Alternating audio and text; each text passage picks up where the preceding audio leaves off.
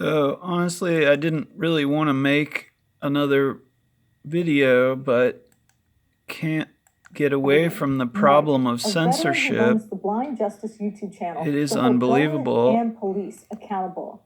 Mike, So thank you today, so much for joining us. This one thanks for having me. is So being you've had some shadow issues banned. with the police department. This Can one you tell us a little bit is about being them and shadow what you banned. experienced? So about last summer, we started protesting some unconstitutional ordinances the city was passing targeting the homeless. They're trying to say it's illegal for people to sit on the public sidewalk. And so we did a protest downtown for about 70 days. Police came out a few times trying to remove us from public sidewalks and to get me arrested on the 4th of July. Even I was in a park, and they had a petition to overturn the ordinance, which is an interesting privilege that they have here in that city. They can just overturn it with enough signatures from the residents. And the mayor himself and the city attorney called for the police to have me arrested in the park on the 4th of July. So there was that.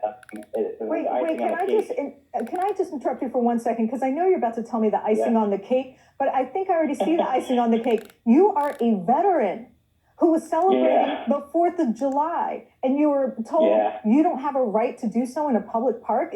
I can't even believe what I'm hearing. Yeah, no, they went to their codes and their ordinances. There's over 6,000, by the way, locally in Aberdeen. 6,000 ordinances. Wow. They're like trying to follow all of them. But they found a little section where they said they can limit freedom of speech at events.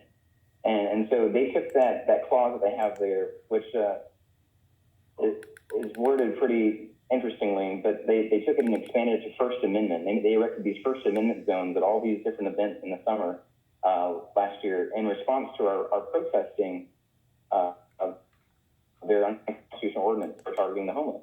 And so they had these little cones of silence set up at all these events downtown in this park that I was in on the 4th of July, and they wanted me to move to their little First Amendment zone. So nobody had their freedom of speech or freedom of religion or freedom of assembly. They couldn't do any of those according to the city unless they were inside a little coned off area, and I refused. So the police wanted to confiscate my sign that was encouraging people to exercise their First Amendment rights to protest and sign a petition.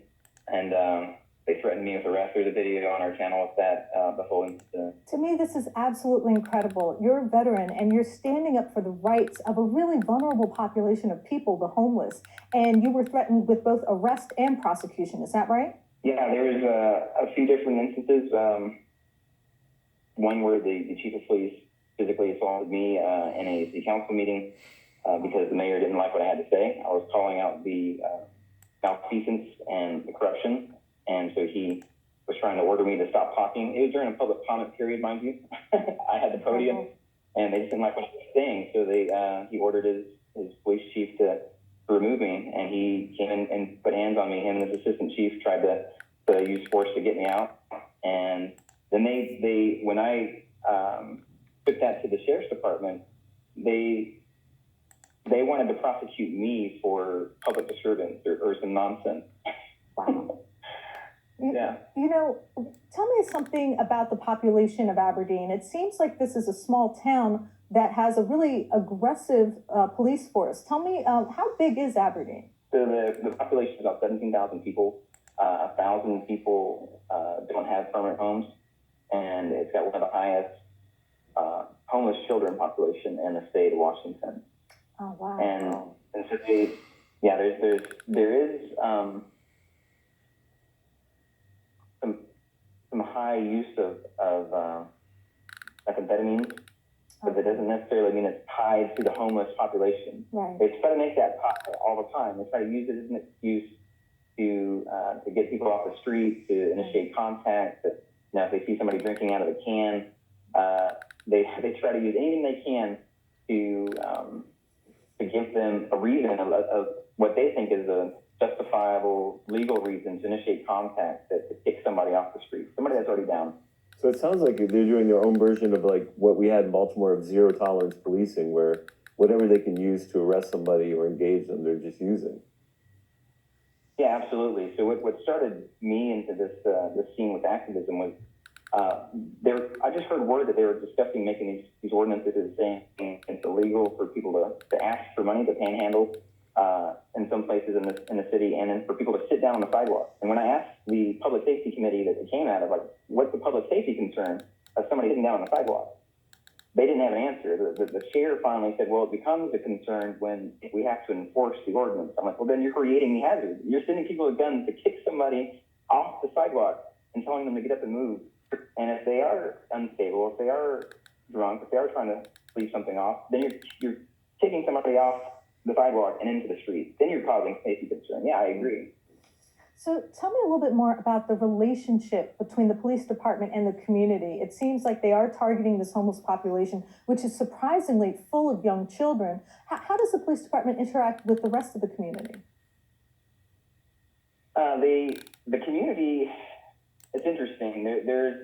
It's a small town community. It's a kind of a rural community, but it also has a lot of traffic going through to the beach. So it's about 30 minutes from the West Coast, and it's the main thoroughfare from Olympia and through Seattle if you want to get to a lot of the beaches in Washington, and you go through Aberdeen.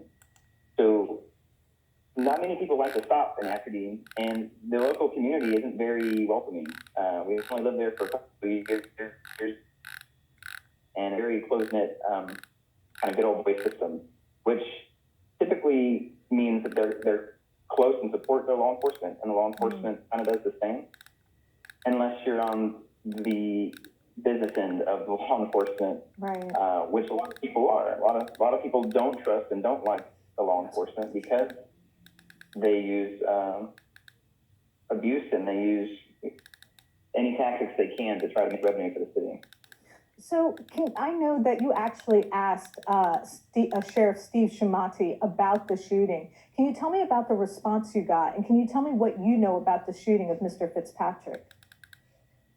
Well, the video that we have on our channel is me asking the new Aberdeen Police Chief, Steve Shumate. This is months ago. This is prior to this shooting. This shooting happened this past Monday. Right. But because of the aggressive nature and the abuse that I was already aware of from the Aberdeen Police, and this was a new chief coming in, mind you, he came in from the Sheriff's Department. So who's investigating the shooting of Mr. Fitzpatrick? The Sheriff's Department, where Steve just came from. Right. Wow. So when I asked him this question, he was new to Aberdeen months ago, and he was coming in. He held town halls to try to set people at ease about police. They had major turnovers in the Aberdeen Police in the last 2 years. A lot of their senior officers either left or retired.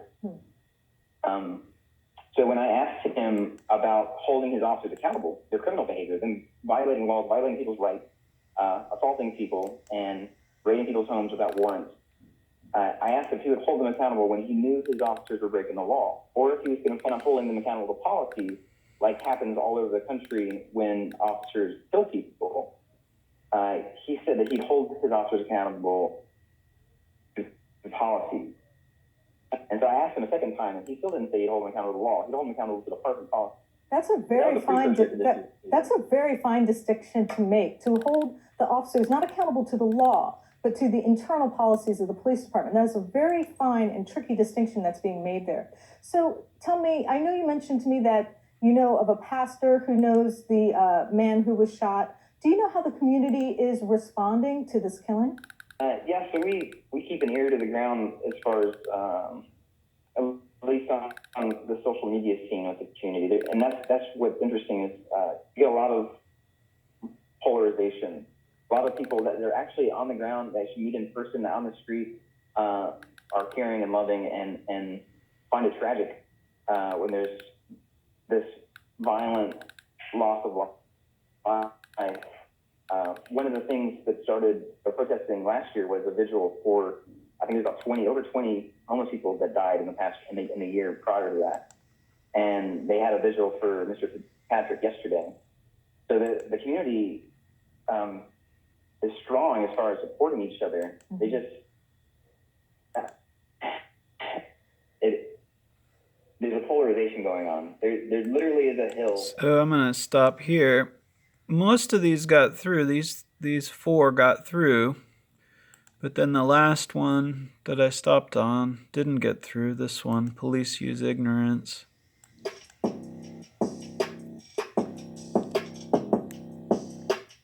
Hello, my name is Taya Graham, and welcome to the Police Accountability Report. As we said before, the show has a single purpose: holding the politically powerful institution of policing accountable. To do so, we dig deep and examine not just police misconduct, but the politics that makes it possible.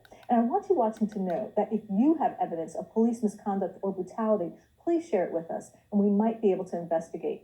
Please reach out to us either in the comments or message us at the Police Accountability Report on Facebook or at Eyes on Police on Twitter. And of course, you can message me directly at Taya's Baltimore on Twitter or Facebook.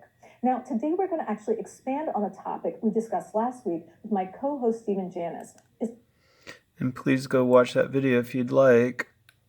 I'm just documenting more YouTube shadow banning.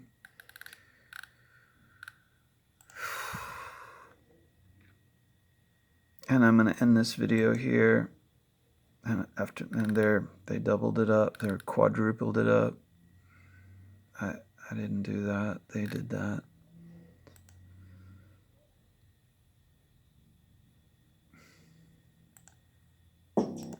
Tied to some members of the gun trace task force. Cases have been tainted by false testimony or planting drugs or whatever.